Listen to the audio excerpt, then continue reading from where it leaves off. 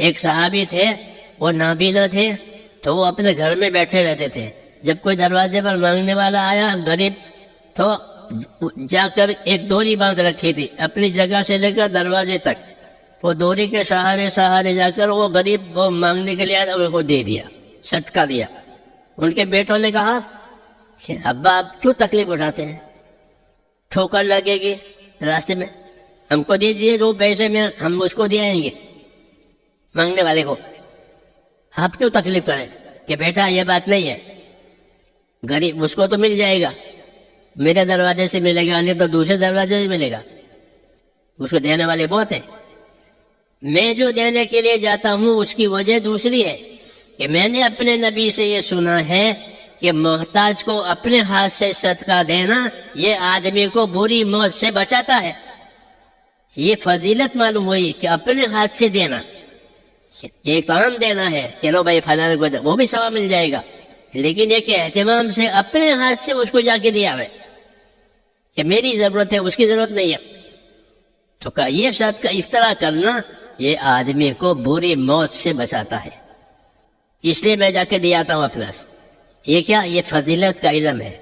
یہ جب فضیلت کا علم معلوم ہوگا تو آدمی اس عمل کو پوری طرح سے کرنے کی کوشش کرے گا. اور اس کو فضیلت کا علم نہیں ہوگا تو کہ جاؤ اس کو دیا ہو، جاؤ فلاں کو دیا ہو، تو وہ بھی ٹھیک ہے، اور لیکن وہ ٹھیک ہے یہ اس سے افضل ہے.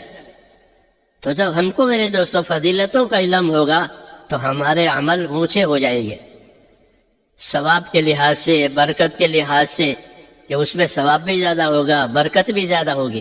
کیوں کہ یقین کے ساتھ دیا جا رہا ہے کہ فضیلتوں کو سننے کی وجہ سے یقین بنتا ہے. جو فضائل سنائی جاتے ہیں نا، تو فضائل سنانے کی وجہ سے اور فضائل کو یاد ہونے کی وجہ سے اندر یقین بنتا ہے کہ میں اس عمل کو کروں گا تو میرا اللہ مجھ کو یہ دے گا، میرے یہ بلا دور ہو جائے گی. صحابہ نے سنا کہ قبر میں تپش اور گرمی ہوگی، جیسے بجلی چلی جاتی ہے تو تپش اور گرمی ہوتی ہے. تو پوچھا پھر اس کا کیا علاج ہے؟ آپ نے فرمایا قبر کی تپش اور گرمی کا علاج صدقہ کرنا ہے، کہ ہر آدمی کو اپنے صدقے کی ٹھنڈک ملے گی.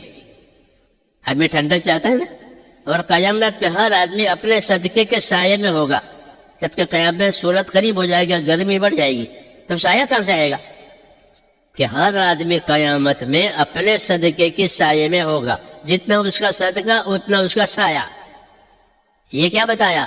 کہ عمل کرنے کا طریقہ بھی بتایا کہ صدقہ کرو، اور اس کی فضیلت کے صدقے کا یہ صحیح ہوگا کہ صدقے سے تمہاری بلائیں دور ہو جائے گی، بیماریاں دور جائے گی، اور تپش اور گرمی میں یہ فائدہ دے گا. اس لیے یہ علم دیا گیا ہے. اس لیے ہماری دعوت میں جو علم و ذکر ہے اس کا مطلب یہ ہے کہ اپنے عملوں کی فضیلت سمجھنے کے لیے فضیلت کا علم یاد کرو، اور اس عمل کا طریقہ صحیح کرو، تاکہ وہ عمل صحیح طریقے سے ہو جائے تو اس کی فضیلت ملے گی، غلط طریقے پر فضیلت نہیں ملتی.